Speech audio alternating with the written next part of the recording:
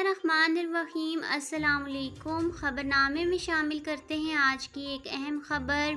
سعودی عرب نے مہنگائی کے ستائے اپنے شہریوں کی مالی امداد کا اعلان کر دیا ہے۔ سعودی میڈیا کے مطابق خادم حرمین شریفین شاہ سلمان بن عبدالعزیز نے مہنگائی کے اثرات کم کرنے کے لیے 20 ارب ریال کی منظوری دے دی۔ یہ رقم ولی عہد شہزادہ محمد بن سلمان کی سفارش پر منظور کی گئی ہے۔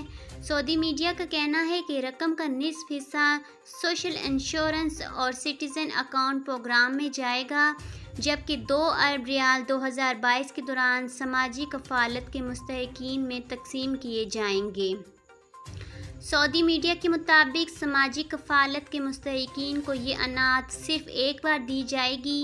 اس کے علاوہ سٹیزن اکاؤنٹ پروگرام میں نئے اندراج کی بھی منظوری دے دی گئی ہے، جس کے بعد 8 ارب ریال رواں مالی سال کے آخر تک سٹیزن اکاؤنٹ پروگرام کے صارفین میں اضافی مالی مدد کے طور پر تقسیم کیے جائیں گے۔ ایک اور خبر شامل کرتے ہیں۔ سعودی حکومت نے رواں سال حج کے موقع پر غلاف کعبہ تبدیل نہ کرنے کا فیصلہ کر لیا۔ عرب میڈیا کی رپورٹ کے مطابق اس ضمن میں جاری سعودی شاہی فرمان میں کہا گیا ہے کہ اس بار غلاف کعبہ 1 محرم الحرام کو تبدیل کیا جائے گا۔ خیال ہے کہ غلاف کعبہ حج کے موقع پر 9 ذی الحج کو تبدیل کیا جاتا ہے۔